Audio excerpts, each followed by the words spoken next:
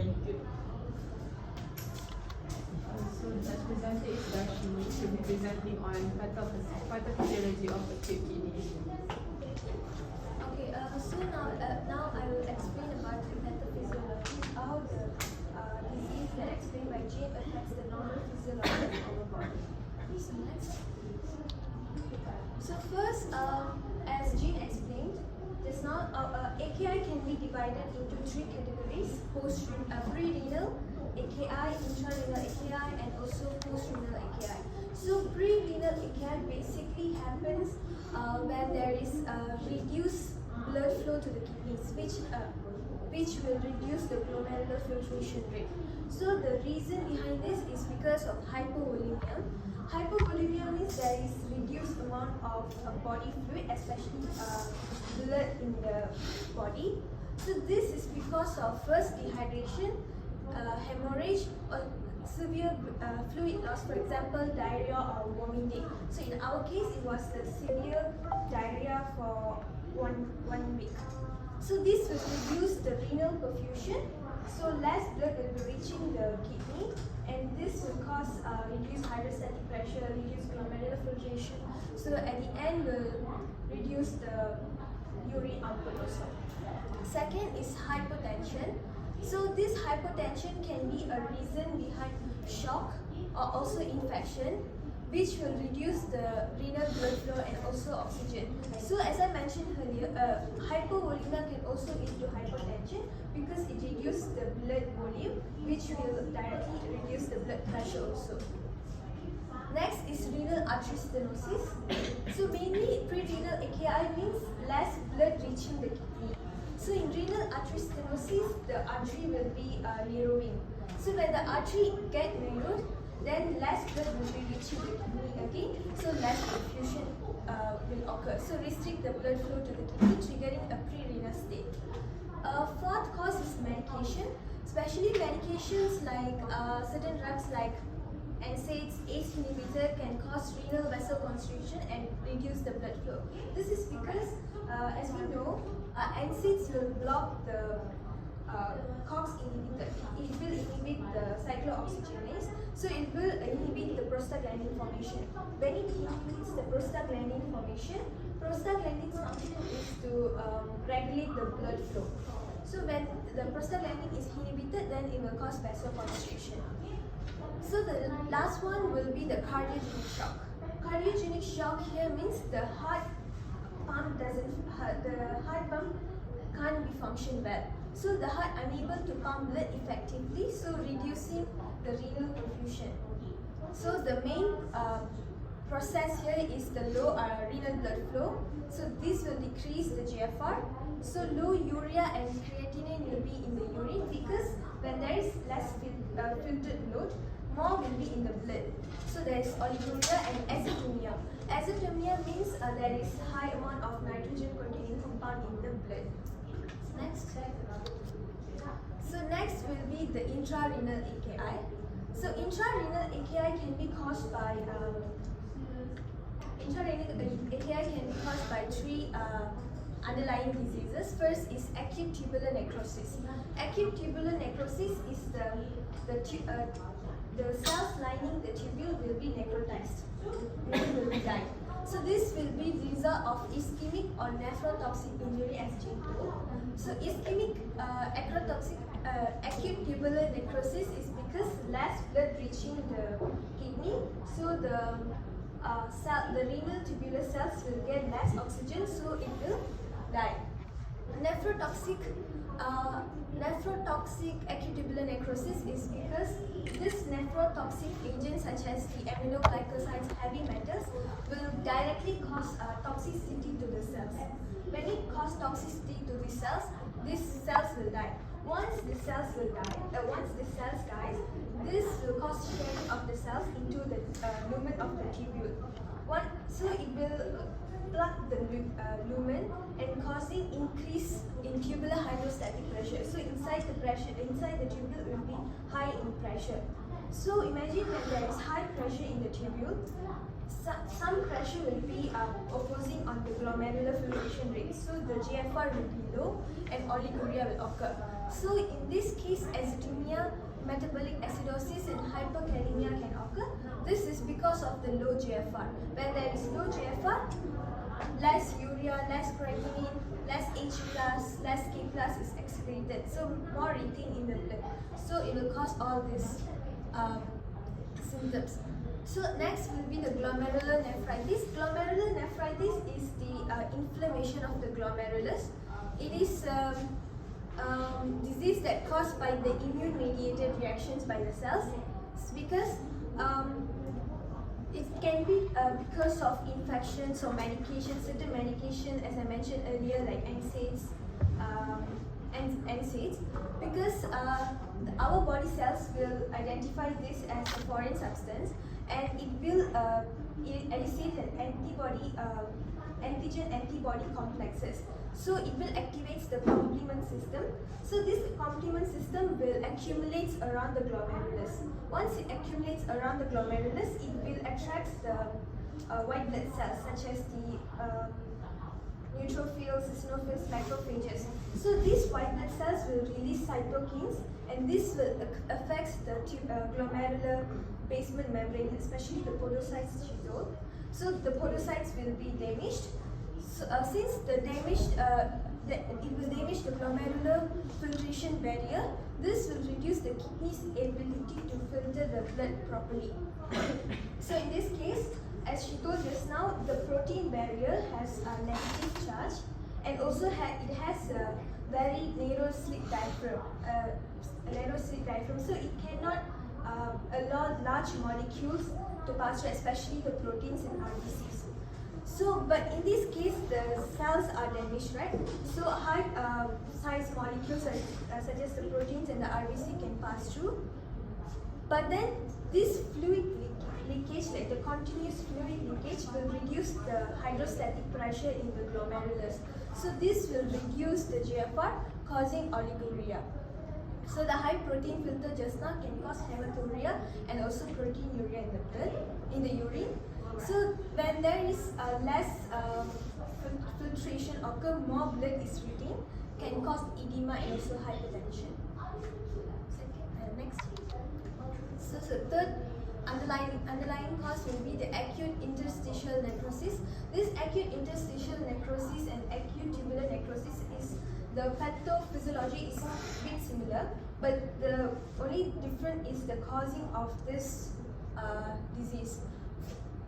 Acute interstitial necrosis involves the inflammation and injury to the renal interstitium, meaning the medullary interstitium. Then it can be caused by drug reactions, infections, for example, NSAIDs, diuretics, and penicillins. These drugs will cause type 1, it will elicit a type 1, type 4 hypersensitivity reactions to these drugs. So this will cause the infiltration of the eosinophils, neutrophils, release cytokines, and damage the cells, so causing inflammation of the interstitium. So once the interstitium is inflamed, it will also affect the tubular cells. So it will cause the filtration, reabsorption, and secretion process to be affected. Once the filtration is affected, less filtered load. And then when the reabsorption and secretion is reduced, that means more sodium, more water is retained. So that is why filtration will causes oliguria, but the urine osmolarity is less, meaning due to the presence of water in the urine, because the reabsorption process cannot be occurred. And also the sodium concentration in the urine will be high. Next. So the third causes of AKI will be the post-renal AKI. Post-renal AKI is mainly about obstruction which will prevent the urine flow from the kidneys to the bladder. So this obstruction can be unilateral or bilateral.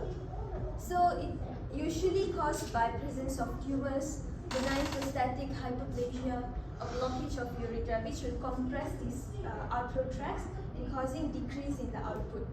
So when the urine can't be flowed, so this will cause increased retention of this urine in the ureter, in the kidney.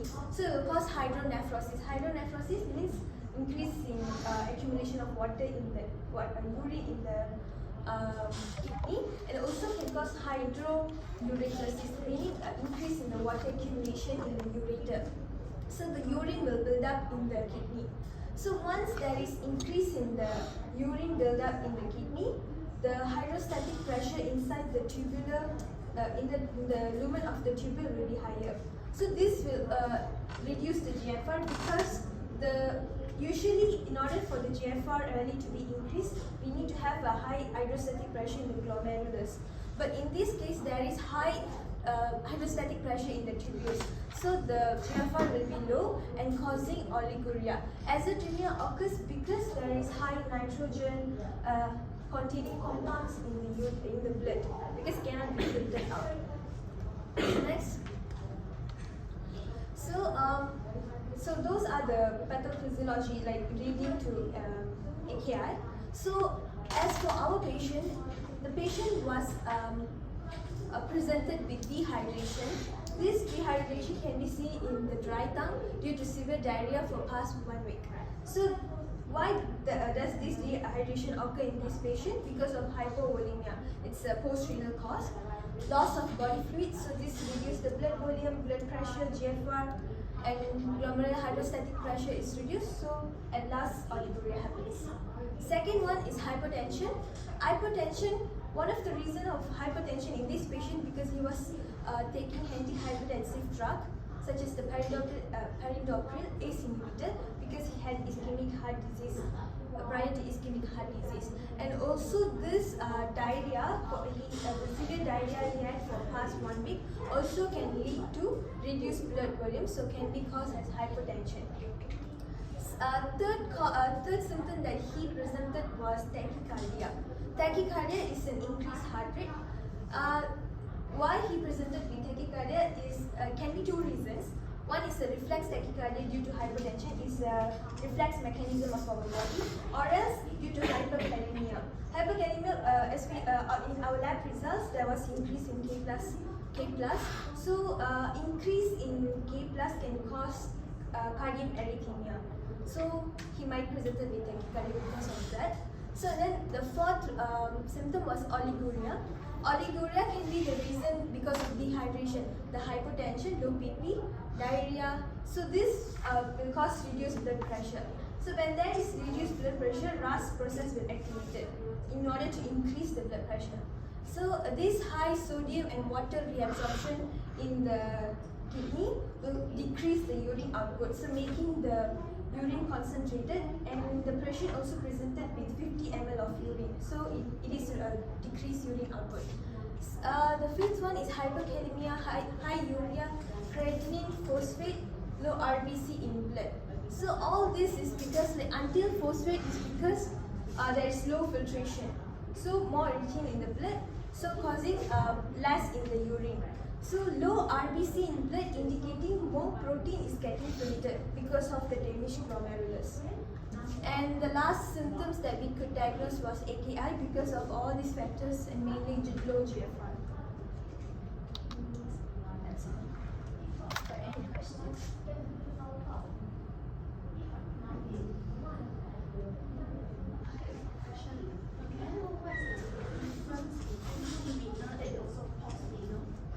Okay, so basically, as I explained earlier, pre-renal and post-renal AKI, actually we have three: pre-renal, intrarenal, and also post-renal AKI. So pre-renal AKI is mainly because of reduce in the blood volume, body fluids. So this will lead to reduce blood reaching the kidney. So reducing GFR and causing oliguria. As for and also pre-renal can be a cause of intrarenal, because intrarenal is usually due to ischemic, less blood reaching the kidney, causing all those three diseases that I mentioned, like acute tubular necrosis, glomerular nephritis, and acute interstitial necrosis. And then the post-renal is mainly because of the obstruction in the urinary the outflow tract. When there is obstruction, this will increase the pressure in the kidney and also the ureter, causing the filtration process to be affected. So there is low urine output also because we want to flow out. So I got any other questions? So can for the post-renal AKI, can this post-renal AKI happen because of the pre-renal and also intrinsic renal AKI, or it's not related actually? Post-renal isn't really related to pre-renal and also intra-renal because post-renal is usually because of obstruction. For example, kidney stones.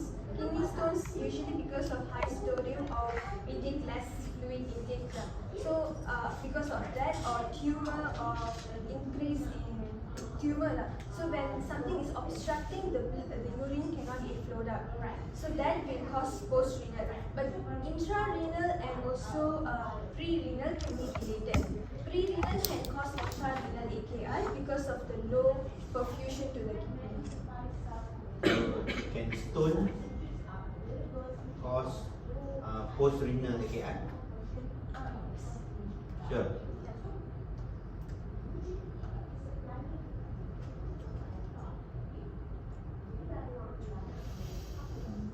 Because it is obstructing the outflow tract, so urine can't.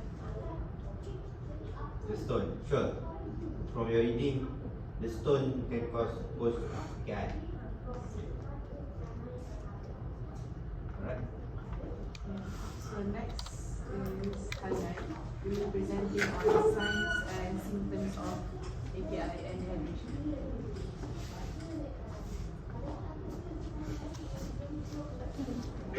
So I'll be continuing this presentation with signs and symptoms of acute kidney injury, AKI, and also dehydration. So both of those are important for us to identify the early signs so that it can be treated early. So we'll start with the signs and symptoms of AKI. The one that I have highlighted are the one that is presented in the patient that we have. So first is decreased urine output or oliguria, as has been presented by the presenter before. Oliguria can be caused by either hypoperfusion, where there will be less blood flow to the glomerulus, so there will be less filtration, reduced in GFR, or it can also be caused due to renal obstruction. So next is diarrhea. Diarrhea, how AKI can cause diarrhea is maybe due to build-up fluid and electrolyte in the body. So the body will compensate by trying to excrete the excess electrolyte through bowels. Next is nausea. Nausea is reduced in kidney function. When there is a reduce in kidney function, it will disrupt the balance of electrolytes. For example, can be seen in the patient's lab test where there is a hyperkalemia, increase in potassium in his renal profile, as well as metabolic acidosis in his other blood gas, which will cause nausea, as well as stomach and back pain, where the patient is presented with lower abdominal pain. The next signs and symptoms that could also be presented to anyone who have acute kidney injury would be confusion, drowsiness, edema, vomiting, myoclonic jerks. Myoclonic jerk is a sudden involuntary movement of the muscles, and chest pain, fever.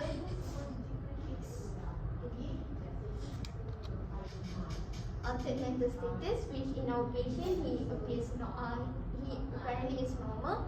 Loss of appetite, loss of breath, itching, rash, hypertension. While in our patient he comes with hypotension, low blood pressure, joint pain, anorexia, ectasis. Ectasis is also a sudden itching movement of the muscle. Hyperreflexia, seizure, and also coma. Both seizure and coma can occur in severe cases of acute kidney injury. What is atresis? Psoriasis is a sudden like flapping movement of the hand. Like if we ask the patient to do like this, you like extend his hand like this, you will developing tremor. Carbon dioxide And involuntary movement. And then for the anorexia, how what is the how to relate the anorexia and AKI actually? I mean, for seizure you can see the seizure, but anorexia, what are like the indicator or any like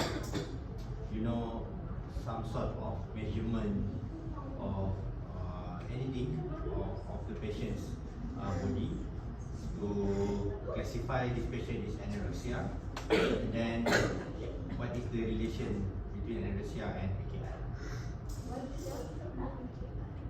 So, anorexia, I think one of the indicators might be body weight.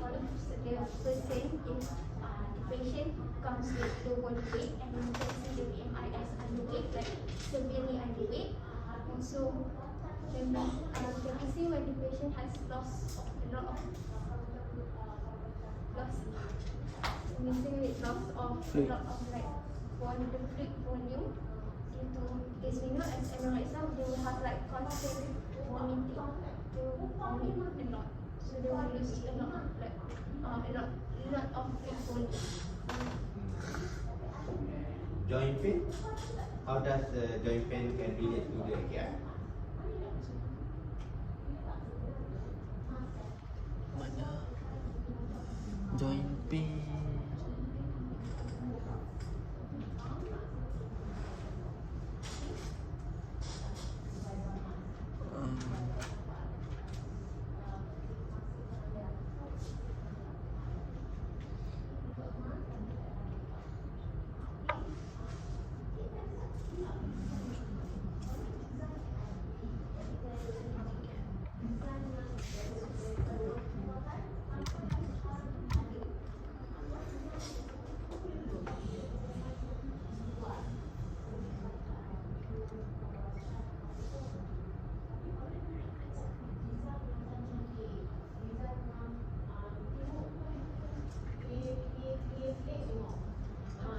So joint might relate to AKI, as I said.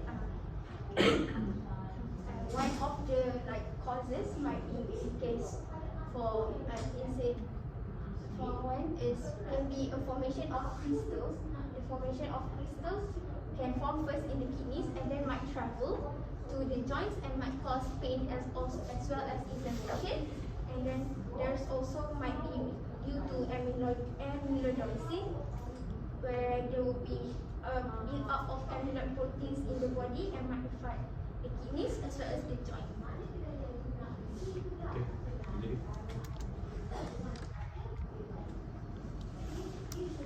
Okay, so next is the signs and symptoms of dehydration. Same as before, I have highlighted the one that is present in our patient. So first is decreased immediate output, as I mentioned before, where there will be as when there is loss of as there is loss of fluid volume, that maybe the patient due to the patient intake of water, or it will cause loss. The body will try to retain more water in the body, so the urine will be more concentrated.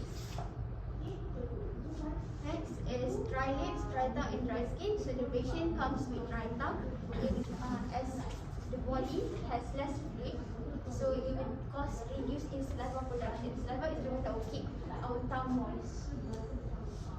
Next is patient also comes with dark colored urine. Dark colored urine might be due to antidiuresis is stimulated via increased ABP production, where when for example, antidiuretic hormone ABP, arginine vasopressin, is produced to the body, so it will increase the water reabsorption from the collecting duct. So the urine that is excreted will be more concentrated as water is trying to retain.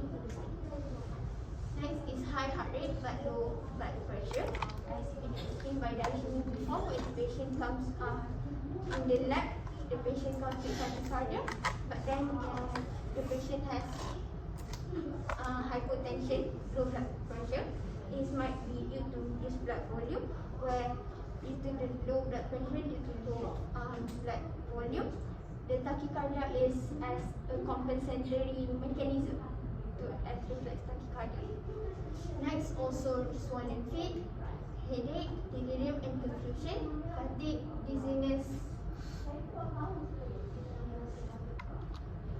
extreme thirst, loss of appetite, but someone with dehydration might be craving for sugar, flushed or red skin, muscle cramps, chills, constipation, syncope, as well as palpitations.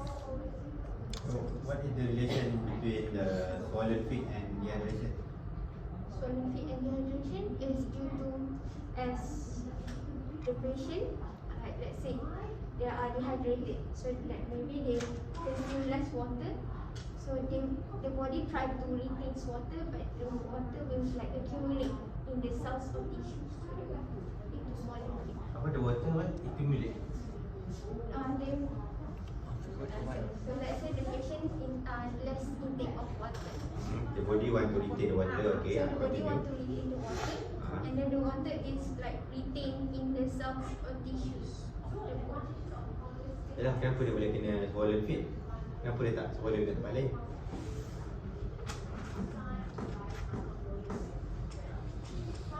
Gravity. Hmm? Gravity betul. Ha? Gravity. Yes, gravity. Betul?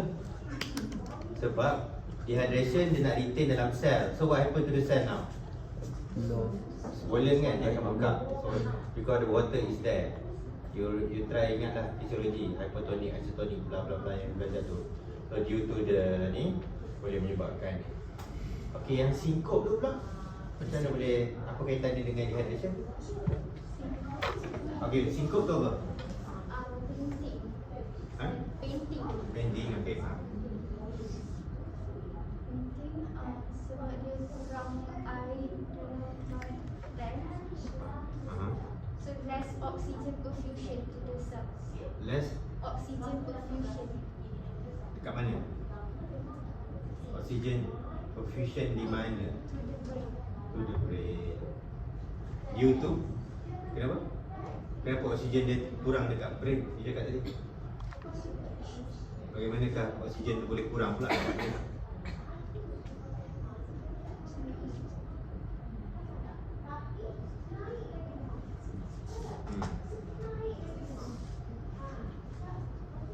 Betul lah, oksigen dekat brain kurang, dia boleh kena syncope lah. Tapi macam mana dalam case dehydration ni oksigen boleh kurang di brain pula? Bagi contoh lah. Sebab there's no blood volume. No blood volume. No blood volume. Low. Low. Yeah. The blood volume become low ataupun blood ni sekarang concentrated. Bila dia concentrated, you know the rest of the history lah. So the blood supply reach to the brain. Dia sampai dekat brain, tetapi less oxygen, less water, less nutrient. So patient sangat inilah kurang dari segi glucose. Because for example the brain, the glucose is the main food lah. Okay, thank you. Ada soalan dari kawan-kawan? I think one of the symptoms is loss of appetite, but maybe craving sugar. Tapi macam mana, like how loss of appetite cause craving sugar? So when there's dehydration might cause the release of the hormone cortisol, stress hormone. So bila dia release cortisol, it will increase the blood sugar. But when there is an increase in blood sugar, like if there's like less insulin or like insulin to go down, it will also increase the sugar, the crave to want.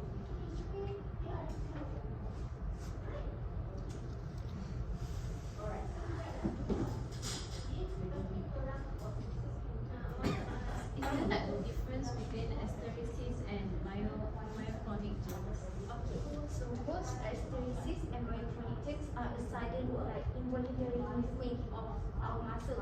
But hysteresis is more to the hand, there's like a flapping sound of the hand, while myoclonic can happen at any part of the body.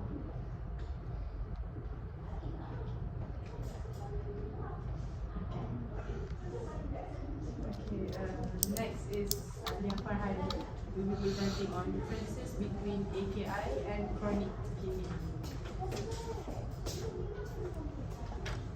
Okay, so before we talk about the differences, we need to know what is AKI and CKD. So we talk a lot about AKI. We also have defined AKI. So we know AKI is a sudden decrease in kidney function within few hours to days. Okay, so it is a reversible injury, and it could result in increase in serum creatinine or decrease in urine output. So we in this table here is how we stage different stage of AKI by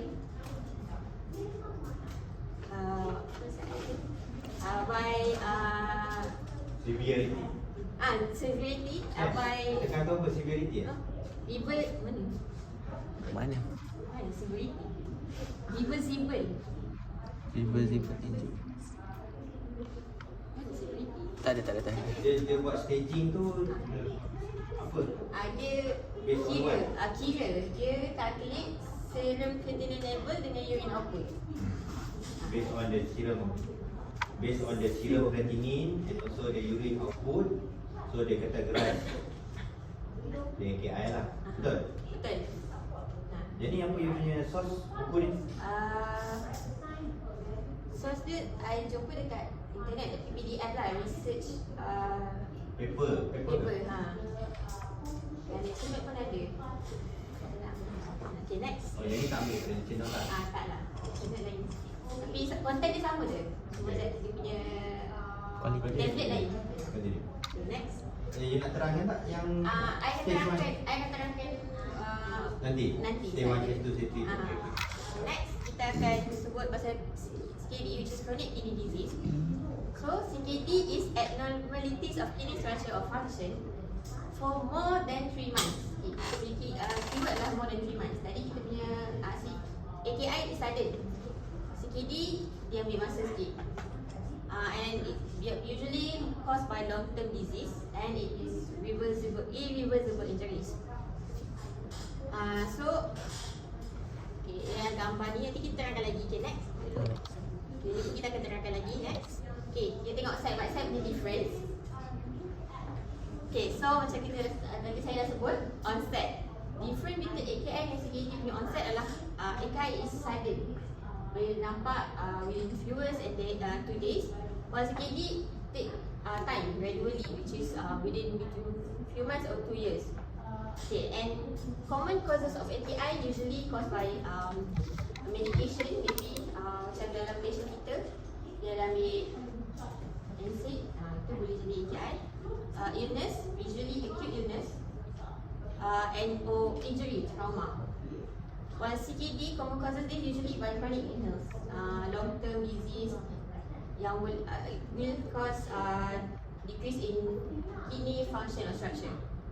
So next, symptom. So symptom dia usually kita nampak which is like low urine output, edema, shortness of breath, nausea.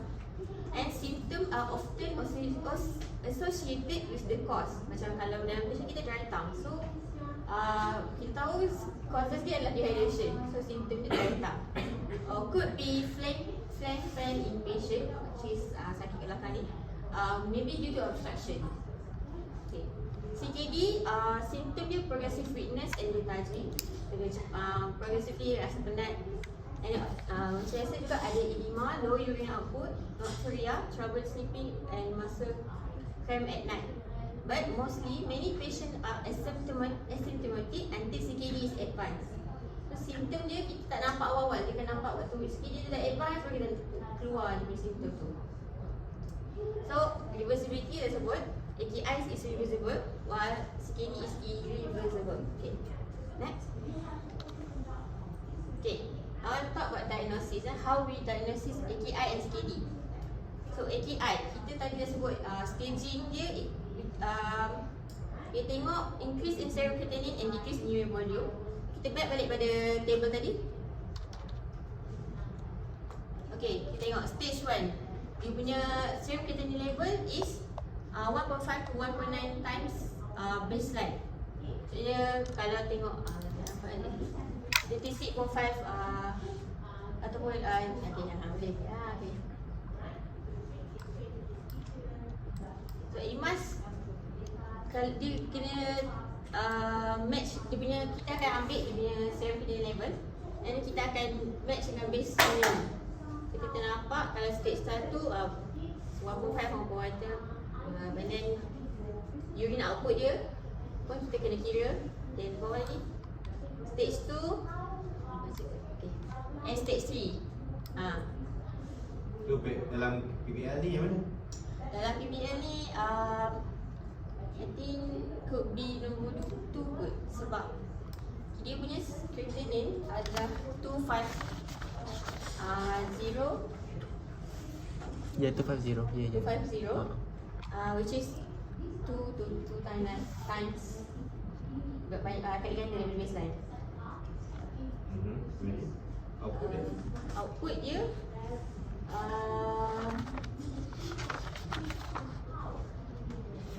50 ml kan? Sekejap. Tapi ini 0.5 ml maybe because kg per hour 12 hours. So kita punya ni 50 ml dan masa dia pergi ni kan 48 hours kan kita punya. Ya. Berapa jam mungkin? Saya tak tahu lah sebenarnya Dalam PIS tak ada. dalam PBL saya tak sebut berapa lama dia pergi kencing, tapi kita tahu 50 ml urine dia. Tapi based on Trigger pun tak cakap? Dalam trigger pun tak cakap? Tak. dia tak cakap yang elemen untuk ni lah dia bilang. Dalam trigger ada dia punya ada time ke? Hari ke, jam ke? Cuma dia sebut yang dia ada reduce amount of passing urine for the past 2 days. For the past 2 days. 50 ml of dark urine. Okay. Tapi dia tengok dia 2.0 dengan 2.9 times baseline. Bukan you tau. Ya, betul. Dia tengok balik. Betul tak dia cakap? Dia stage 2. Sebab kalau base and creatinine dia 250 lah. So tak lebih daripada ini, lebih daripada tu, ini lah ke? Ya. Okay, okay. Okay. Okay, kita cakap balik. Okay, for Point tadi. diagnosis untuk CKD macam tu tadi. Okay, kita tengok kidney damage and decrease in GFR. So back balik pada sebelah. Okay, sorry. Sebelah sini lagi. Oh ni. Okay. Kidney damage and decrease in GFR. So kami bagi CKD either of the two following, kita kena tengok ada markers for kidney damage. So adalah banyak albuminuria, ada urine sediment abnormalities, electrolyte, blah blah. And we also kalau nonton tu kita structural abnormalities related by imaging. Kita punya kidney sekarang ni dalam patient common tak ada medium size, so kita boleh boleh rule out je lah kidney damage. So next decrease in GFR. GFR dia mesti less than 60 ml minute sepadu. Okay. So kita tengok sebelah. Okay, ni untuk GFR punya. Tadi kita sebut decrease 60 ml bla bla tu kan. Okay. Tapi kalau patient kita reason with kidney damage, dia punya kalau even though dia punya GFR is lebih dari 90, tak macam kita cakap tadi kurang 60, kita still boleh ambil dia sebagai one of CKD punya diagnosis sebab dia ada kidney damage. Kidney damage ni in CKD dia akan lost nephron lah. Tapi dia akan compensate ataupun adapt by nephron yang elok tu dia akan overwork, dia akan overfilter, dia akan ambil alih kejerawan dia dah tak boleh buat kerja tu. That's why kita consider juga walaupun dia punya GFR memang normal. Okay. Ini untuk tadi kita sebut albuminuria dekat dalam kidney damage punya markers. So ini kita boleh tengok lah dia punya level or normal, moderate or severe case. Okay, next table balik. Okay, so management untuk AKI dan CKD pun dia jadi different. So AKI kita first kena tahu kenapa sebab apa AKI ni jadi. Dah dapat tahu, kita akan treat simptom dia macam fish dalam ni. Kita tahu by dehydration, so kita treat dehydration, kita bagi dextrose tadi. Kita also remove any nephrotoxic medication. Kita nak elakkan daripada kidney dia jadi lebih rosak. Kita akan identify and treat the complication. Dalam kita ada hyperkalemia, so kita akan treat hyperkalemia. Lalu kita akan monitor juga. Nak tengok bila kidney dia dah elok baru kita lepaskan dia. Okay, for CKD, so kita tahu dia ada chronic illness and benda ni pun caused by chronic illness. Kita tak boleh nak treat chronic illness dia macam tu so CKD tu memang akan ada. So kita akan manage dia punya underlying disease. So at the same time kita akan nak elakkan daripada further decrease in structure of function. Kita akan remove any nephrotoxic medication. So lepas tu kita akan regulate and monitor macam biasa lah. So CKD patient ni dia agak tricky sebab dia tak betul sihat sebab benda ni pun causes by underlying disease. Okay. That's all for me. Any question? Contoh underlying disease yang menyebabkan CKD? We have diabetic. Mellitus. Diabetic nephrotoxic.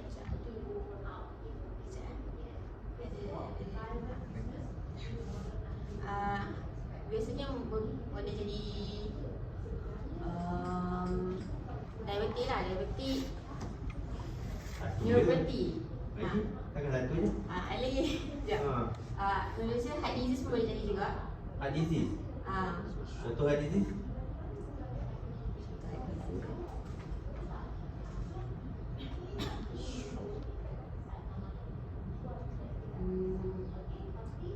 Anything yang boleh cause hypertension.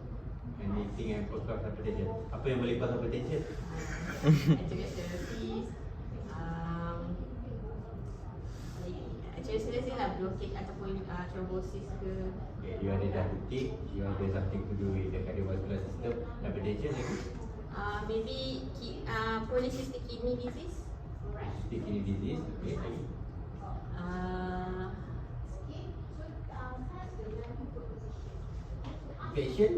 Infection more pada AKI sebab dia infection kalau kita caught awal dia takkan progressively damage kidney, so kita boleh treat dia tu. So kita akan dia more on AKI punya injury lah. Question from the floor? Tak ada? Ada. Since you explained about the difference between AKI and CKD, can I know what's the prognosis of AKI and CKD? Okay, so prognosis of AKI and CKD, right? So we know AKI is reversible. So if we caught it early, actually kalau kita caught it early, dia kita boleh control damage dia. So in the end dia punya function yang decrease tu dia boleh get better. But if we caught it late, it may be progressively could lead to CKD. So while CKD, because it's of the underlying condition, it hard to get better like AKI.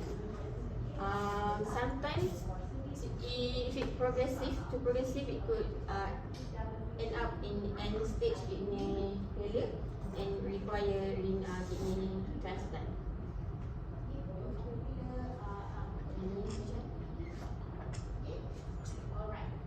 Okay, next, thank you. Bukan sampai.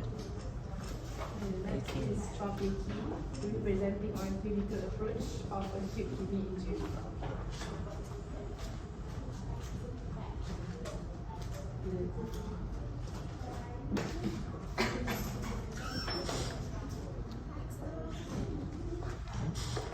Pink colour slide.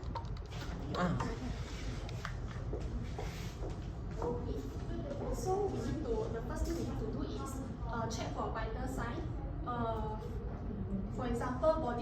temperature, heart rate, pulse rate, respiratory rate, and also blood pressure. So the patient has normal body temperature means the patient doesn't have any infection, and for pulse rate is normal and low blood pressure. And for the pulse rate is normal is because the body is experiencing dehydration, so the pulse rate need to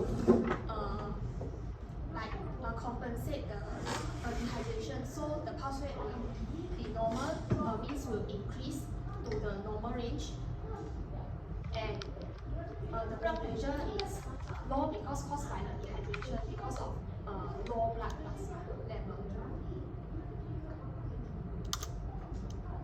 Okay, so for general examination, we need to test for skin turgor, carry out skin turgor test, and also observe for dry mouth or dry tongue, because this means that the patient might have dehydration, and we need to inspect for the patient's consciousness and alertness, and also for edema, bruising, scar, because if the patient is having bruising and scar, the patient might have carry out dialysis, and also observe for the JVP, any elevated vein, if elevated means hypertension, and also purpura, mean red spot on the skin.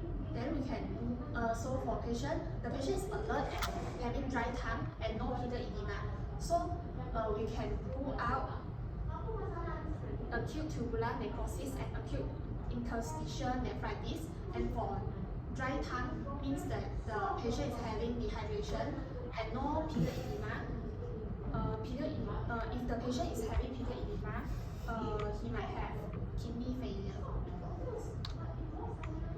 For next one is GIT examination. The first one is we need to inspect for the abdominal distension. If the patient is having distension, he might have ascites, and palpate for tenderness and organomegaly, and also percuss for the dullness. If the patient is having dullness, means the patient might have solid mass and also tumor. And a scout for bowel sound.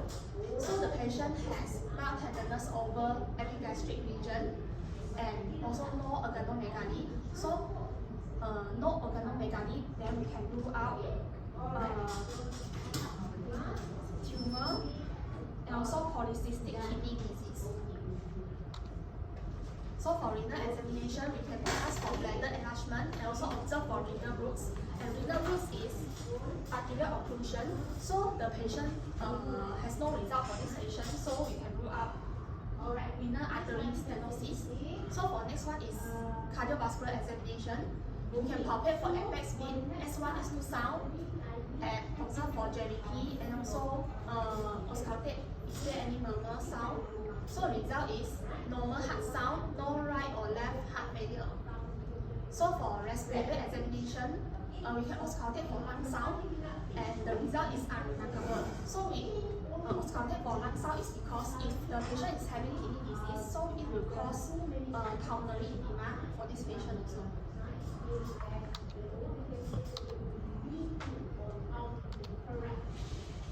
Question. Is there any questions?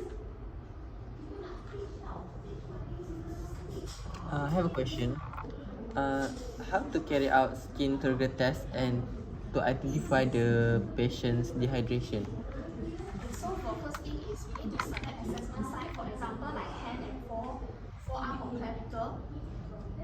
Then we can pinch and release the skin. Then for if the patient is having good turgor, so the skin will return to normal immediately.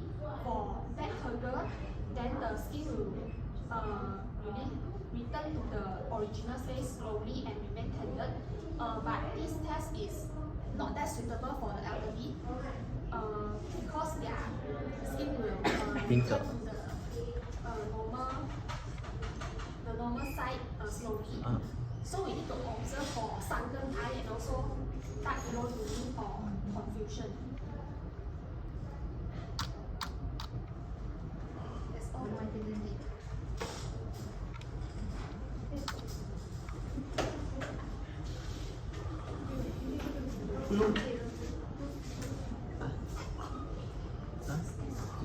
Which one you like?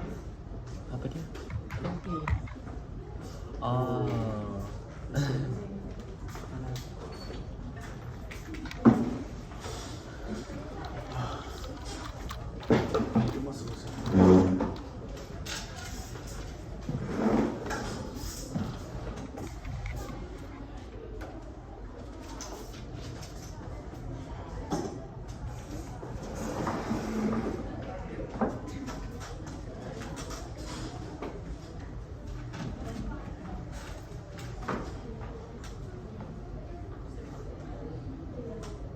Good morning. My name is Chua Pei Ki, first year medical student, second year medical student from UPM. Can you please tell me your name and date of birth? My name is Mr. Ravi, and I'm 75 years old. So what brings you here? Private. Actually, I Private, have a painful lower in my lower Okay, abdomen bukan slide dia for isteri the kaki. past 2 days. Okay. Kau sudah betul ni. Tidur. Do you find the exact site of your pain? Exact side is right here. Yeah, At the at the back. back. So the pain is suddenly or gradual? I found it sudden for the past 2 days. Or suddenly for the past 2 days? So for the pain, can you describe the pain for me? Apa siap? Actually, I don't know how to describe it. Pak It's isteri very tengok. painful. Cik gaduh apa? Saya tengok. Kita pukul.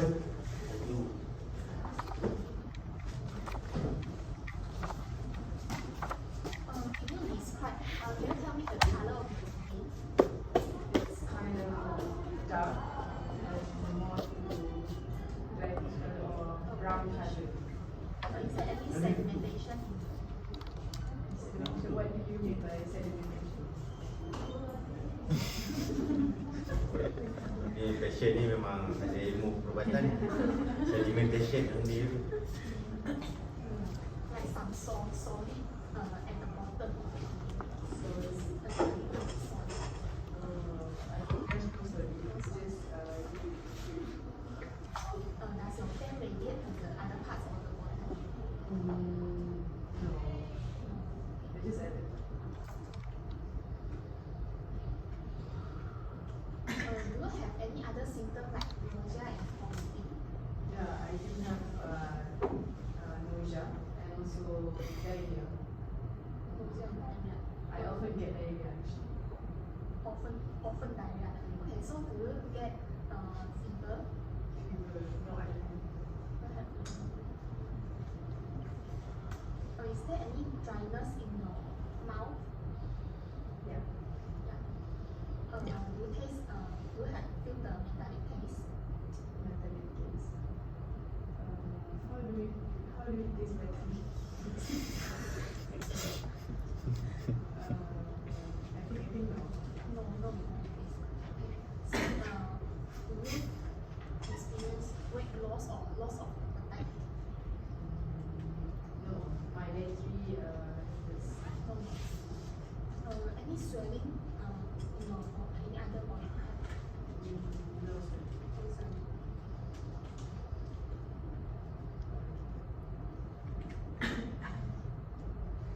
Do you feel pain when you urinate?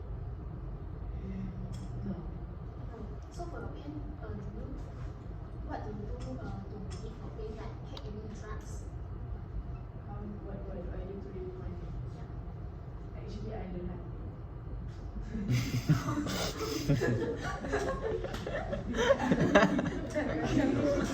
Attack.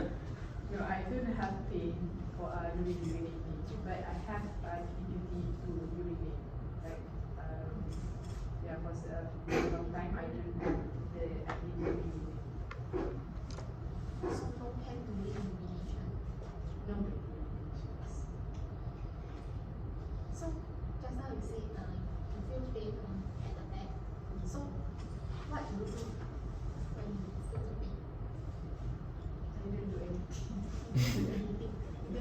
why I came here, because I don't know what to do.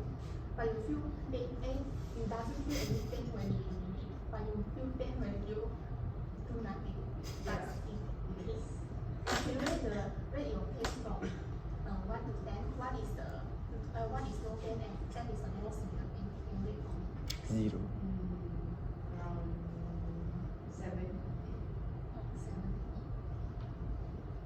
Do you have any diseases like hypertension, diabetes? Yeah, I do have diabetes and also hypertension, but I'm taking medication for it. Do you have heart disease? Heart disease, yeah, I have heart disease, but I don't know what is the exact name of that heart disease. Have a look at it. Do you have kidney stone before? No. Any urinary tract infection?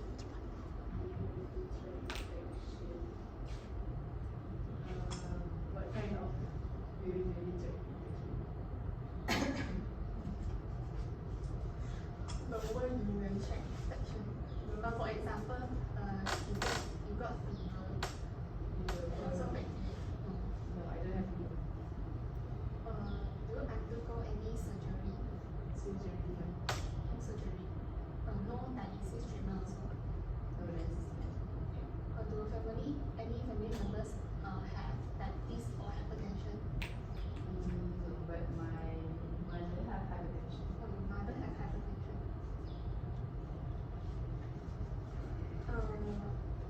Are your family members having any renal disease? No renal disease. You said you have heart disease, diabetes, and also hypertension. So do you take any drug? Yeah, I'm taking drugs for this disease. What And I'm drug? what drugs? I don't know what is the exact name of the drugs, but I'm taking it. I'm applying it. Any supplement? Like Supplement? No, no supplement, no vitamins. just drugs. Do you have any drug allergy? Drug allergy? No. So, sorry to ask, do you smoke or drink any alcohol? No smoking alcohol. Are you married? Yes. Can I know what is your occupation? Occupation. I don't have any current occupation now, since I am very old. Did you travel to any other endemic country before? So can I know how frequent you drink water every day? Usually 2 to 3 liters. 2 to 3 liters per day. Yeah. Do you usually eat having your meal outside or you just eat home cooked meal? I eat home cooked meal since I live with my son. Do you have any allergy to any food? No. That's all I want to ask. Thank you for your cooperation. Okay, thank you. Any comments from the friends on the blog? How about the question? Did she cover everything? Yeah, she covered everything. But most of the student dia akan stuck dekat medical history. Lepas tu dia tak tahu nak tanya apa dah bila dalam OSCE. Kalau dapat saya yang jadi OSCE, saya akan bantulah. Tanyalah family, tanyalah ni. Kalau dapat yang tak, yang apa ni, examiner yang memang strict, kuranglah markah you. So dia biasa dia akan start dekat part medical history, tak tahu kenapa. Dia macam tak boleh nak berfikir, aku kena tanya family history, drug history, travel history, dah kahwin ke belum, dia tu tak tanya. So that's why dalam OSCE, make sure bila dah baca je arahan dekat luar bilik tu kan, tulis dulu apa yang nak tanya. Okay? Alright. Thank you. Continue with presentation. How many more? Ada set 3 lagi. 6. 6 lagi. 4 lagi. 3 Betul apa? Faiz? 4 Lab interpretation. Okay, I'll be presenting about lab interpretation of acute injury. My presentation will be just brief because I will just explain the key significance. So for full blood count, next slide. Hemoglobin is below the normal reference range, which indicate anemia due to reduced production of erythropoietin by the kidney. Red blood cell count is also at the low is within the reference range, but is at the lower end of the range due to decreased erythropoiesis and increased glomerular filtration of red blood cell. Slide, okay. For renal profile, urea is significantly elevated because the impaired kidney function led to reduced excretion of waste product, especially urea. Next slide. Creatinine is markedly elevated, suggesting that the kidney are not effectively clearing waste from the blood. Potassium is significantly elevated due to impaired kidney function, which can lead to inability to excrete potassium properly, resulting in hyperkalemia. So untuk you punya renal profile ni, you list down creatinine, potassium and urea ni due to kidney problems. Yeah. Itu je. Maksudnya kidney problem. So those potassium, creatinine dan juga urea ni meningkat. Tak ada sebab lain. Kidney problem je boleh menyebabkan this urea, creatinine, potassium ni tinggi. Saya lupa sebab I forgot to add, yeah, it is elevated because urine is macam disimpan dalam blender lama sebab decrease output kan. So and because urine is concentrated. Lagi okay, renal profile ni dia punya sampel apa? Sampel yang you analyse tu sampel apa? Jangan jawab. Yes, presenter jawab. I think from serum.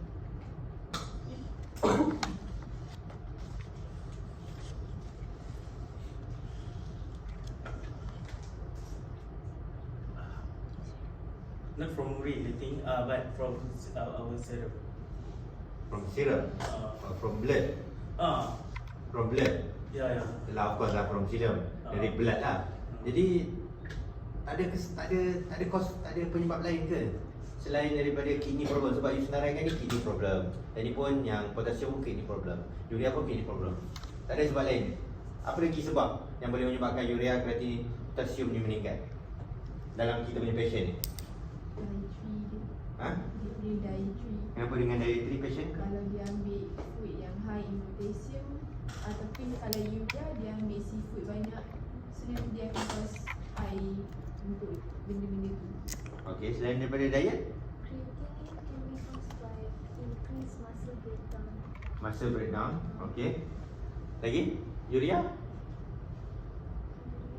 Keadaan macam mana urea ni boleh meningkat?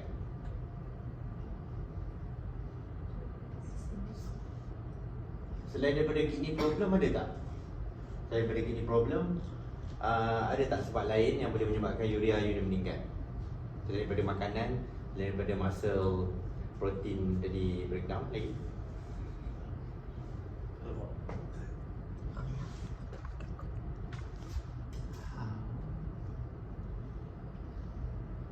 Dehydration. Yes, dehydration. That's the main reason sebenarnya patient ni ketinggian dia meningkat, dia punya ni semua bla bla bla bla. Bila patient tu dah dehydration, you akan suspect this renal profile akan jadi macam ni. Okay? And then you go further, you akan tengok yang lain pula, you akan dapatlah apa problem dia sebenar. Okay Faiz? Slide ni you buat ke you copy dari siapa ni? Tak, saya buat. You tak lengkap Next. Okay, for liver function test, albumin is below the normal reference. We do either decrease glomerular filtration of albumin in impaired kidney barrier function or underlying liver problem. Okay, for urinalysis, Ini siapa dia apa urinalysis? Urine Kan cakap sirum tadi. Next slide. Next slide. Okay, there is the presence of blood in the urine known as hematuria is positive. The presence of protein in the urine, also known as proteinuria or albuminuria, is also positive. The presence of red blood cell in the urine is also above the reference range. This is all due to increased glomerular filtration in impaired kidney barrier function. Okay, for electrocardiogram. Electrocardiogram show tachycardia with a rate of 100 beats per minute, no total T wave or any rhythm abnormality observed. This tachycardia is caused by hyperkalemia, which interfere with electrical conduction system of the heart. This occurs through delayed repolarization, altered membrane potential, and increased automaticity of cardiac cell. Kenapa agaknya next apa? Okay, agaknya kenapa klinik order electrocardiogram ni pada patient? Sebab change in electrolyte akan usually affect the membrane potential of excitable cells in the body. Electrolyte Electrolyte dalam maksudnya apa kaitan electrolyte dengan kaitan dengan kes kita ni? Kenapa dia order electrocardiogram? So because this patient have hyperkalemia, we know that hyperkalemia will cause tachycardia and change in ECG reading. So to check the severity of hyperkalemia, maybe the physician will ask for electrocardiogram. Sebab in this case, the ECG does not show T wave, QRS abnormality, and what more? Okay. T wave abnormality. Okay. Hyperkalemia one lagi. So kita boleh kata mungkin the severity of hyperkalemia is not. Okay, hyperkalemia one reason lagi. Reason lain takkan satu reason. Katalah you tak tahu pun dia hyperkalemia issue dia. Apa lagi agaknya dalam kes kita? Kenapa dia order electrocardiogram?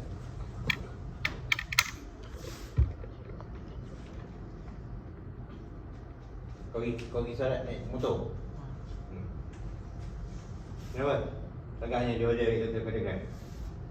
Sebab dia pernah ada history heart problem. Ada history? Heart Ada heart problem dan dia ada hypertension. So hypertension usually akan relate dengan hypertension, dia akan relate dengan jantung, of course lah. Hypertension, blood vessel dengan jantung. Lagi apa lagi? Vesselnya lah. Kalau orang hypertension je mesti akan, kalau dia tak jaga dia punya hypertension je macam saya, next Organ injury. apa pula yang problem? Kidney. Apa? Organ injury. Organ injury. Can you be more specific? Hypertension usually will lead to organ injury, especially liver, kidney. Kidney lah. So kalau orang ada hypertension, biasanya kidney akan affected. Jadi kita bagi ubat ni kita lain. Kita bagi ubat hypertension dekat patient tu adalah untuk protect dia punya kidney sebenarnya. Sebab kalau kidney dia tu menerima tekanan darah yang sangat tinggi jalan kan, boleh juga merosakkan dia punya kidney. So dalam kes kita ni dia order electrocardiogram sebab dia ada history of the cardiac condition dan juga hypertension. Walaupun patient cakap dia dia follow dia ni makan ubat, tapi kita kena tengok juga dia punya keadaan dia, sebab hypertension ada kaitan dengan tachycardia dan juga ada kaitan juga dengan jantung misal. Okey? Lagi? Ada apa lagi? Slide. This is my face. Okay, question? Bila awak buat slide ni malam tadi? Pagi tadi. Dengan amalkan Kalau nak ni pun ambil lah yang senior punya. Nampaklah macam nampak agak ready sikit. Ni nampak memang tak ready lah semua. Okay, next.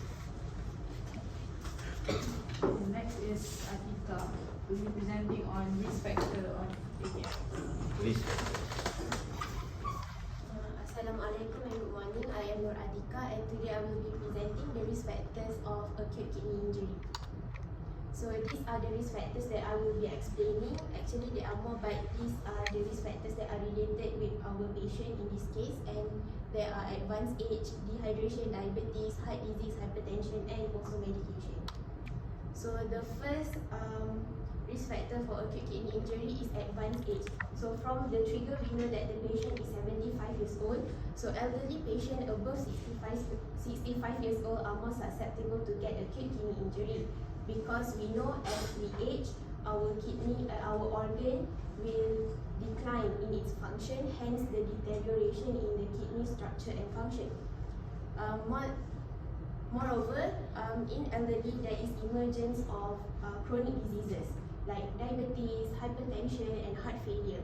So these comorbidities will reduce the ability for the elderly to recover. And alongside with these comorbidities, of course, the patient will consume or they will be on several medications and like antihypertensive drugs, diabetes drugs, and this will also increase the risk to get acute kidney injury. And the deterioration of the kidney that we can see due to the aging process are tubular atrophy, glomerulosclerosis, and also atherosclerosis. Next. So the next risk factor of acute kidney injury is dehydration. So dehydration means loss of excessive amount of fluid, and it can be due to diarrhea, vomiting, or even consume low intake of fluid. So when the patient is having dehydration, it will reduce diuresis. So it will reduce the urine output. And we know that water is required to eliminate the waste. So when there is reduced in diuresis, there will be accumulation of waste product in the body. And as we know, the patient also is on several medications, so this will also disrupt the elimination of some drugs. So then the drug will accumulate and cause nephrotoxicity, which will cause the risk factor for acute kidney injury. And besides, dehydration will also lower the blood pressure and hence decrease the renal blood flow and cause hypoperfusion. So the symptoms of dehydration can be oliguria, edema, and lethargy. And besides, there is also risk for kidney stone and UTI, and this will lead to kidney damage. So the next risk factor is diabetes. So from the PIS1, we know that the patient has history of type 2 diabetes mellitus, and diabetes is actually a distinct risk factor for AKI, and AKI will lead to faster advancement of renal disease in diabetic patient. So how does diabetes contribute to AKI? So the contributing factors is that diabetes will cause glomerular damage and also renal atherosclerosis. Approximately about 20 to 40% of diabetic patients will develop acute kidney injury, and this is by the microvascular complication of diabetes. There is also macrovascular complication of diabetes. And how it happens, because when there is persistent hyperglycemia due to uncontrolled diabetes, this will dysregulate the renal vasculature. When the renal vasculature is dysregulated, there will be increase in the hyperfiltration of the glomerulus, and this will lead to increased hypertension of the intraglomerular. And this will also lead to glomerulosclerosis, which is abnormal hardening of the capillaries, and cause progressive decline in the kidney function. Next, please. So moving on to the next risk factor is heart disease. So from the PIS, we know that the patient had ischemic heart disease.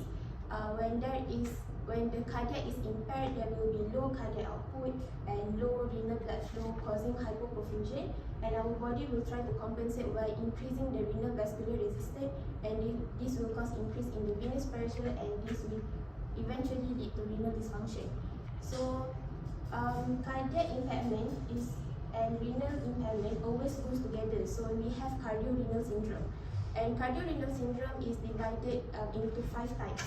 So type 1, acute cardiorenal, meaning that acute cardiac impairment will lead to renal impairment. Chronic cardiorenal, chronic cardiac impairment leads to renal impairment. Type 3, acute renal cardiac. Type 4, chronic renal cardiac. And type 5, secondary cardiorenal, where the systemic condition will lead to both cardiac and renal impairment. So next please. Next risk factor is hypertension. So we know that the patient has been taking hypertension drugs for approximately of 10 years. And uncontrolled high blood pressure can cause arteries around the kidney to become narrower, weaken, and also harden, and also reduce the elasticity of the blood vessel. So these damaged arteries will not be able to supply sufficient blood and oxygen to the kidney, and causing the kidney to not filter well. They lose ability to filter the blood, they lose the ability to regulate the hormones, the acid, the salt in our body. So next please. And the last risk factor is medication. So our kidney major function, one of the major function is to excrete drugs. So this makes the renal arteries and the glomerular capillary more sensitive to this function. They are more sensitive to the drugs effects. And we know that this patient is taking several medication, and there are a list of what medications that can induce AKI, like antibiotics, ACE inhibitor, ARBs, chemotherapy medication, HIV, NSAIDs, and also ulcer medicine. But here I want to highlight on the ACE inhibitor and also the NSAID, because these are what the patients are taking. For ACE inhibitor, the patient is taking perindopril for hypertension. So the ACE inhibitor will interfere with the RAS complex system, so it will inhibit the production of angiotensin II. So we know angiotensin II will vasoconstrict, but when the patient is taking ACE inhibitor, there will be loss of the vasoconstriction. It will stimulate dilation of the blood vessel. When it is dilated, it will reduce the intraglomerular pressure and also reduce the filtration at the glomerular. And this vasodilation is affected more on the major organs like kidney, heart, and brain. Besides that, okay, so next is NSAID. NSAID, the patient is taking aspirin and also salicylic. Okay. NSAID action is by inhibiting the COX enzyme, cyclooxygenase enzyme, and this will interfere the conversion of arachidonic acid to prostaglandin. So prostaglandin, we know that its function is for vasodilation. So when the patient is taking NSAID, it will not cause vasodilation and it will not improve the renal perfusion, but instead it will stimulate vasoconstriction, and this will reduce the renal plasma flow, hypoperfusion, and also renal dysfunction. And one more thing is that it will disrupt the compensatory vasodilation response to vasoconstrictor hormone. So we know that from the RAS, we have angiotensin II that will vasoconstrict the blood vessel, and then our body will try to compensate through the COX enzyme and the prostaglandin. But when the patient is taking NSAID, the patient cannot compensate because it already lost the vasodilation. Okay. And what's worse is that this patient is taking both ACE inhibitor and also NSAID. So ACE inhibitor, it will cause vasodilation and it affects more on the efferent arteriole, whereas NSAID will cause vasoconstriction and it will affect more on the afferent arteriole. But in contrary, we need the opposite. We want to vasodilate the afferent arteriole to improve the renal perfusion, and we want to constrict the efferent arteriole to increase the hydrostatic pressure and increase the GFR. But in this case, the patient is having renal dysfunction due to taking both of these medication at the same time. And these are my references. and calcium.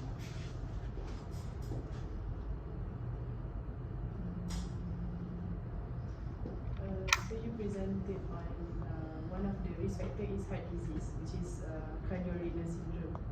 So actually, what is the significance of the cardiorenal syndrome? What is the relation? So the cardiorenal syndrome importance is that when someone is having cardiac impairment, it usually always goes together with renal impairment because it works together. When the cardiac impaired and the cardiac cannot pump sufficient blood, and this will cause congested blood because it cannot be pumped, and then it will also cause congestion of blood in the kidney. And then when the kidney is impaired, due to low blood perfusion, it will cause the hormone system to be overdrive to compensate, to increase back the blood pressure. And this will require the heart to pump harder back due to even if there is heart resistance. So that is how it is significant, related.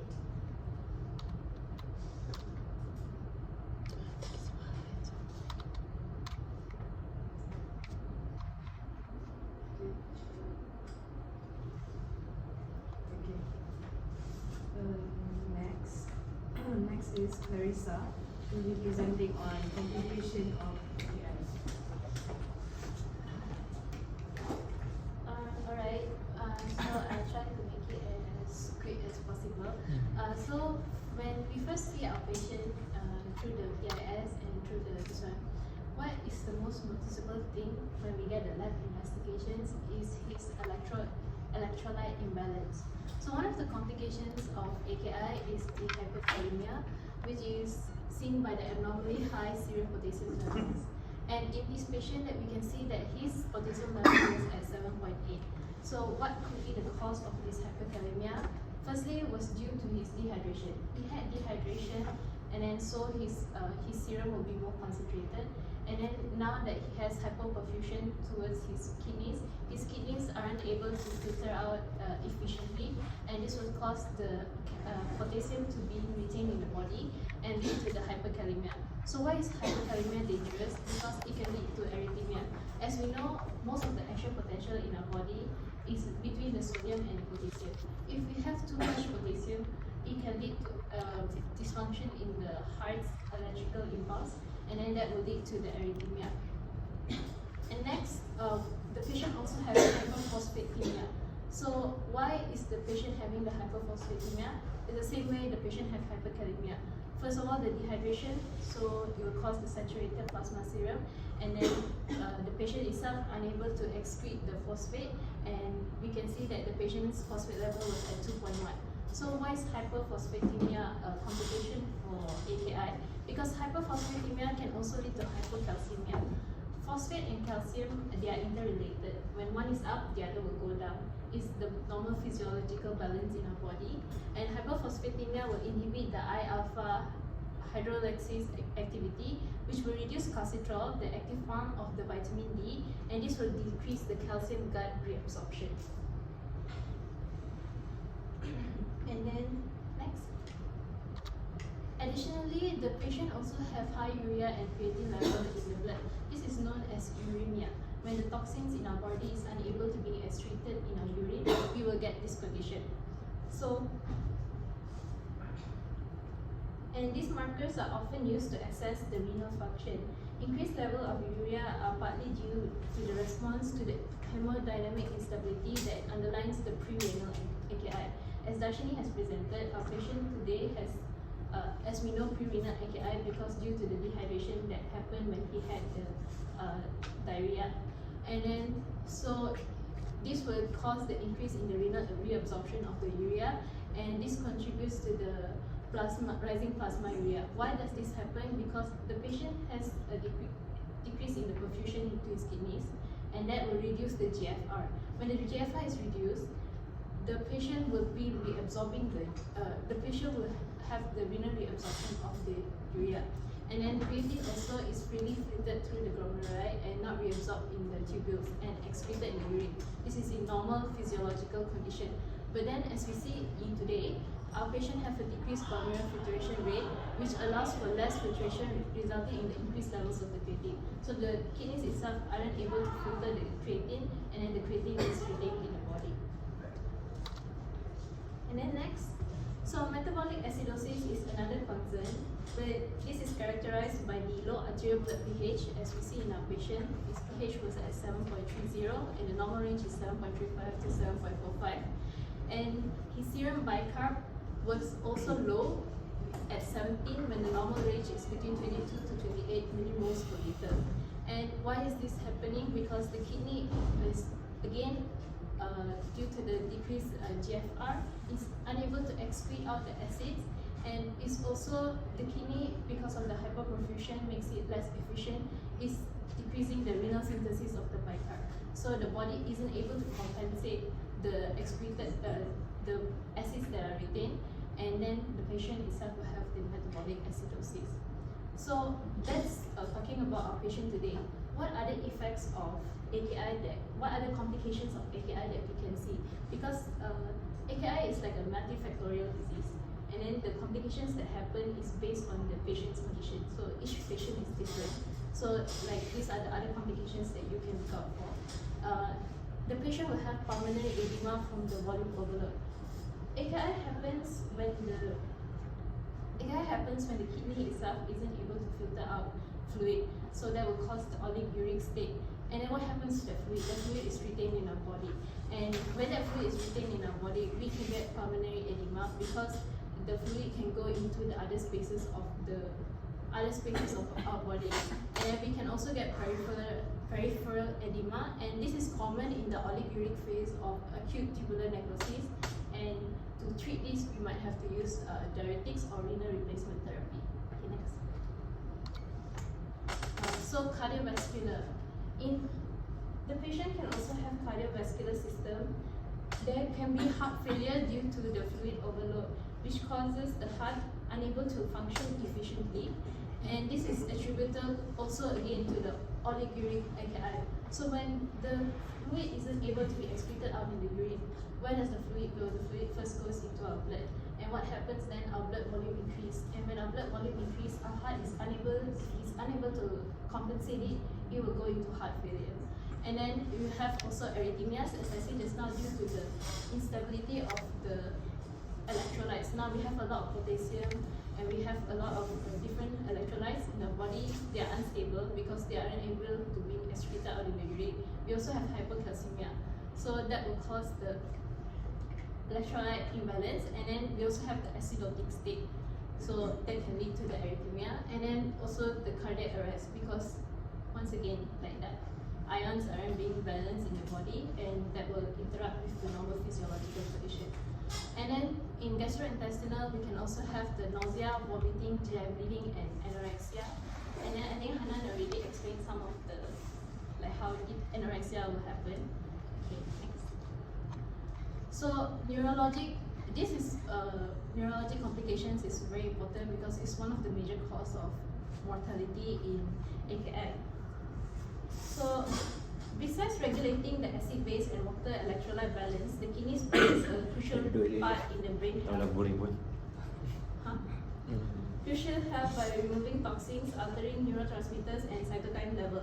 The brain, including the hippocampus, is sensitive to damage when AKI occurs, potentially due to the change of the BBB.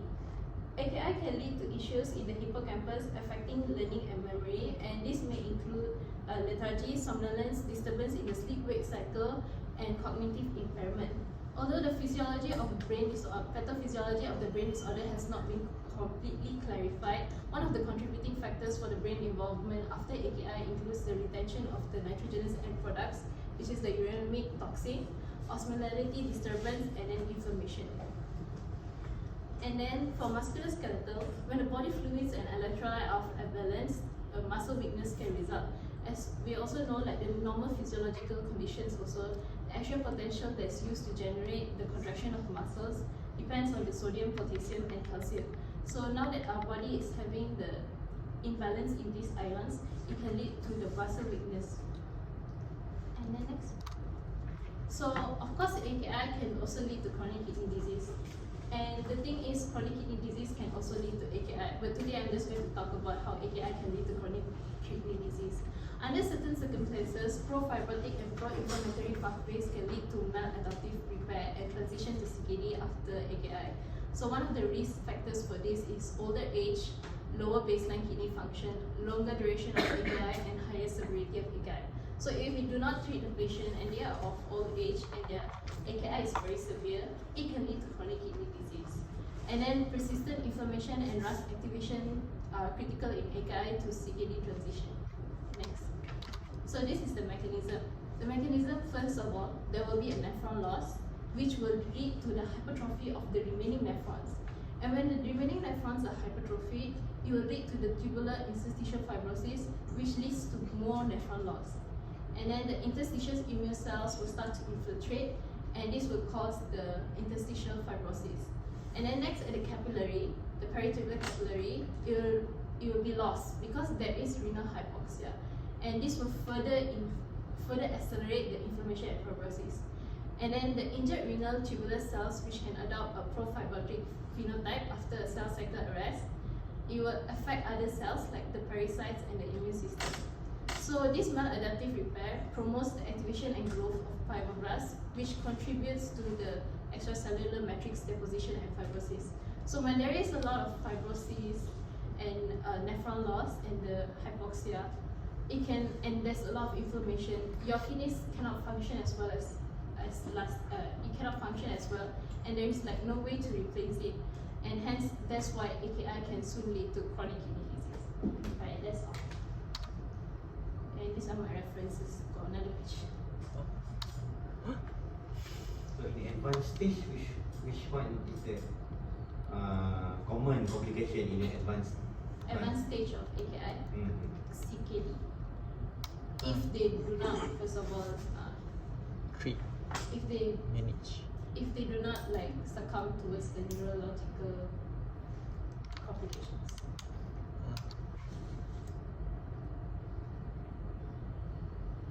Question on the floor? Yes, you did mention about GIT problems, right? Yes. How does AKI related to GIT? Okay, good question.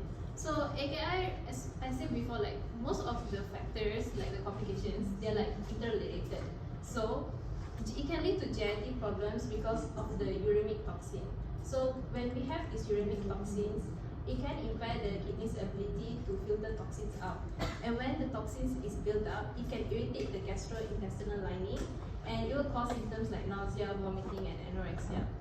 And then also the electrolyte imbalance. When there is an electrolyte imbalance, it can weaken the muscle in the digestive tract, so you have like constipation. And then the volume overload will also cause like abdominal discomfort, bloating, and then altered bowel habits. Does that answer your question? Is there any more question? No? Okay, thank you. Okay.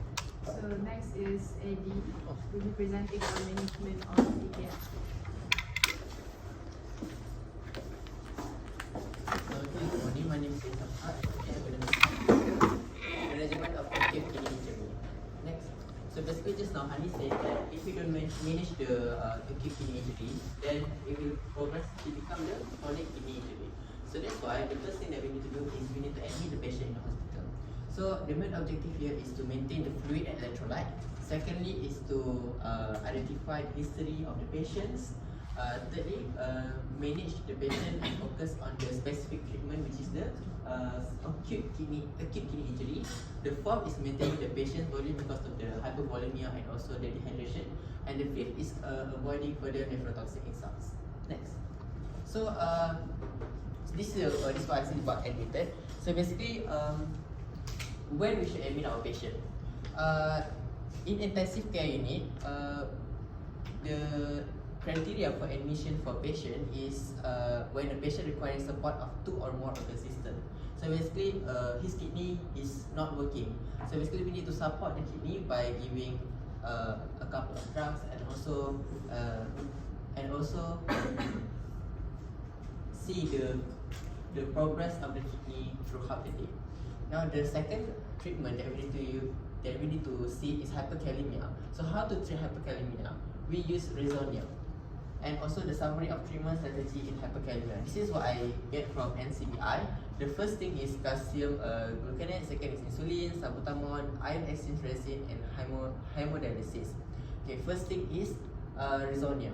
So basically what Rezonia did is it will bind the potassium and it will cause the potassium to easily be excreted in the gastrointestinal tract. Next. Now, we're gonna give the patient cocktail regimen, which is calcium gluconate, insulin, and dextrose, 50% of dextrose.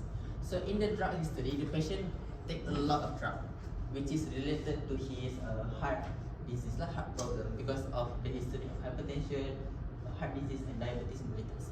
So basically, the calcium gluconate will stabilize the cardiomyocyte. Because when there is increase in potassium, the risk of arrhythmia in the heart increase. Thus, we need to stabilize the cardiomyocyte and we give calcium gluconate in the cocktail regime. The next is insulin. The patient has a history of hypertension and also type 2 diabetes mellitus.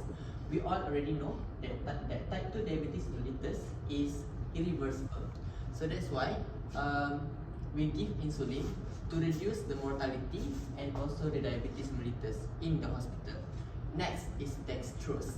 We give dextrose to reduce the dehydration and also to reduce the dehydration. Next. So medication of this patient is temporarily withheld. For example, predopryl, glycoside, celecoxib, and aspirin. Why? Because all of these drugs has one in common, which is it can exacerbate the symptom of acute kidney failure, like what Atika said just now. So and also the side effect of celecoxib and aspirin is bleeding and also abdominal pain. So when the patient is having abdominal pain, when he's still taking celecoxib and aspirin, it will increase more abdominal pain because of the adverse effect both of these drugs. Next. So dia sebabkan more abdominal pain. Yeah, because of dia dah ada abdominal pain, betul pakai that drug lagi dia jadi abdominal pain. exacerbation. Yeah. Itu je. Sebab supaya tak nak dia kena abdominal pain. That's why you stop. Kalau sip dengan aspirin tu. Because satu sebab abdominal pain, and then the second thing is all of these drug can interfere one and another, will cause adverse effect lah. Combination of drug might increase the adverse effect. Apa complication? Complication.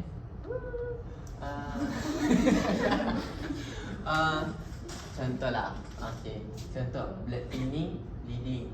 And then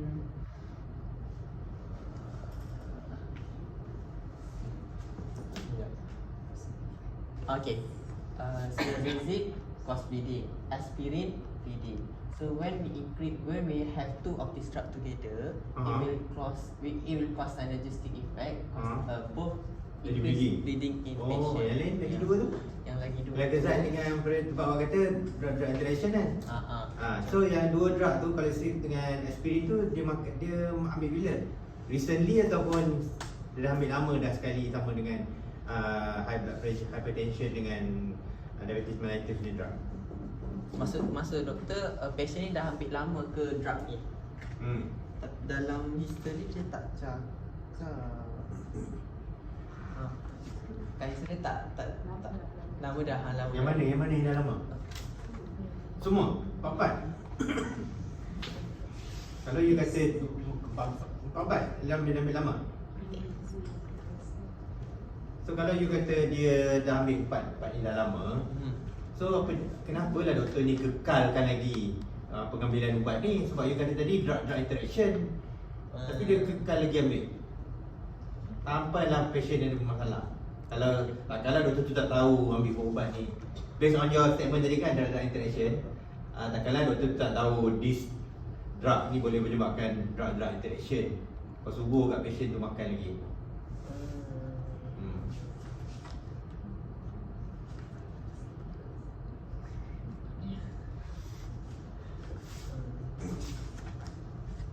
Kenapa? Okay, itu you fikirkan lah jawapan you betul ke tak. Okay, sekarang ni kenapa dia berhentikan? Doktor kata stop dulu untuk kes sekarang ni, current case, recent case. Doktor kata stop dulu drug ni. Kenapa? Sebab predoprin dengan NSAID cause macam kalau predoprin cause dilation of afferent, kalau NSAID cause constriction of afferent. So dia macam different in physiology lah. Sepatutnya afferent yang kena dilate and efferent yang kena constrict. Tapi so sekarang terbalik. So apa kena mengena dengan patient? Kalau dia teruskan apa masalah? Kalau teruskan apa masalah? Oliguria. Oliguria.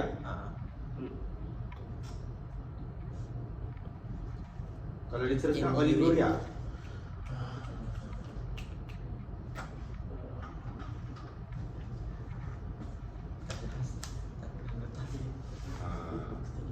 Itu saya kata tadi, you kena faham betul-betul urine production tu, physiology of the ni, kenapa distinct. So, you sure aspirin dengan cholecalcium tu memang side effect the bleeding? Sure? Sure. So, agaknya kenapa dia suruh stop dua tu je? Stop. You tutup yang dua atas tu, yang bawah, dua bawah tu kenapa agaknya dia suruh stop?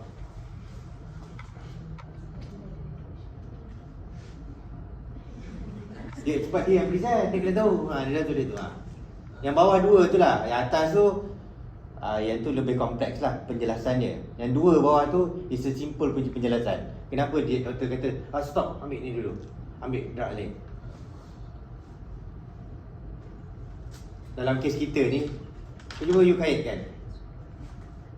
Bagi he lagi adverse effect dengan kes kita ni.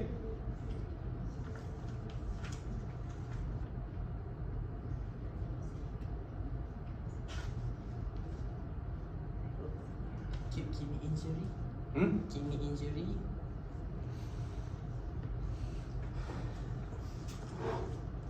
Dia memang ada kidney injury. Okey, dia ada kidney injury. Tapi dalam kes kita sekarang ni kenapa?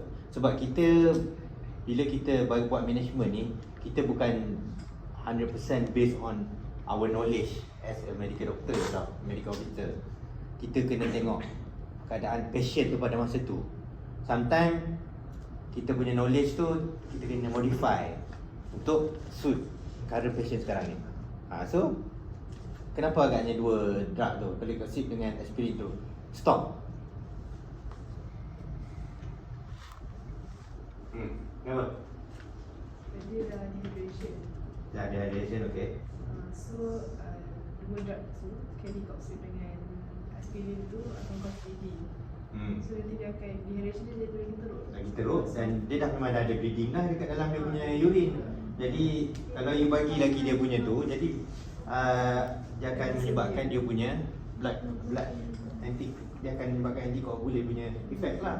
Jadi akan banyak drug tu dekat akan banyak hemoglobin present kat dalam urine. And then that's why you berhentikan juga reduce ACE inhibitor tu. Sebab untuk blood pressure kan, supaya dia dapat stabilize kan.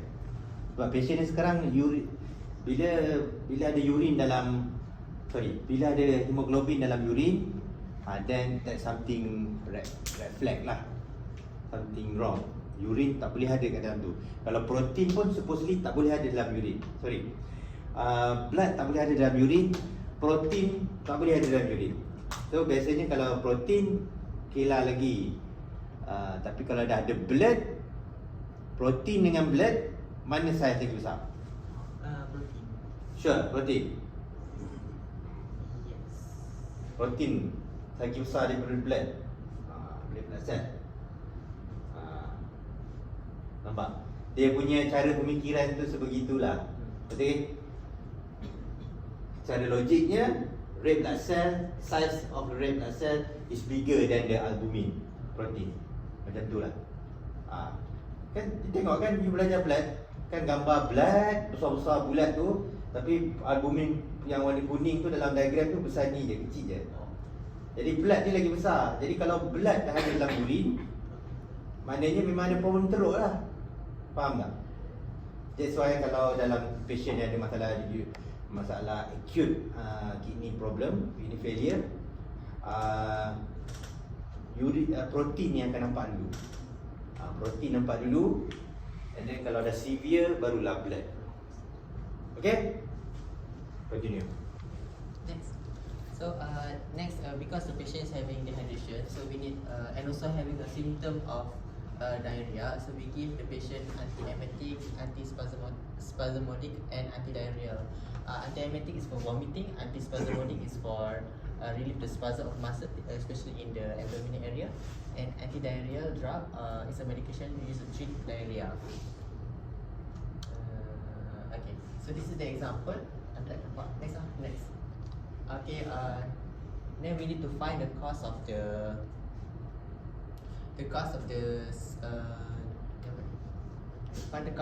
bloody diarrhea by using CSF culture test to detect. Patient ni ada diarrhea, bloody diarrhea. Patient ni ada bloody diarrhea. Oh tak. The stool culture test is used to detect the bacteria that will cause the diarrhea. Next is 24-hour urine protein. This 24-hour urine protein is to see the function of the glomerular to make sure that we can see the progression of the acute kidney injury. Yeah. Then for dialysis, we can get IV first because dialysis require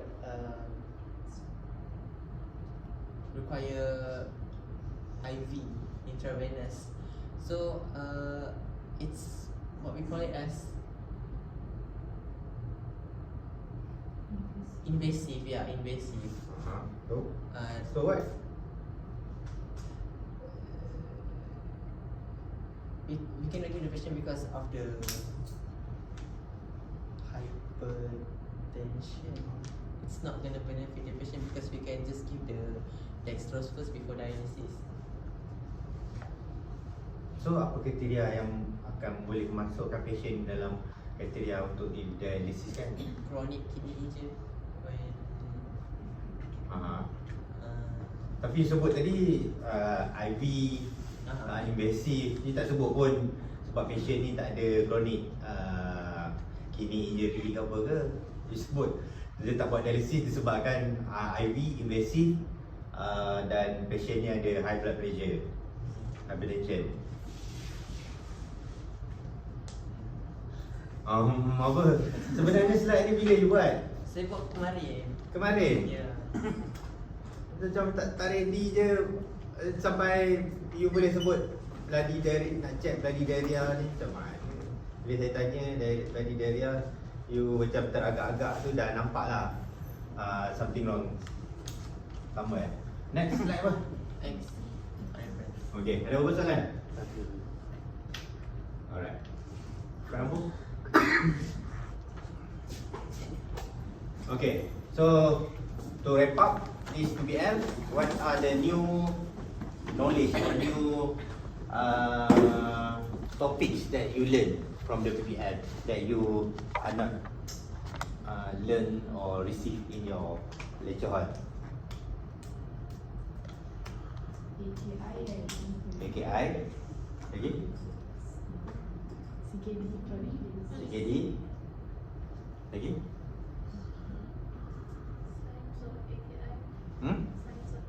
Sign of AKI. So all those ni lah tadi you kawan you present tadi, all semua berkaitan dengan AKI.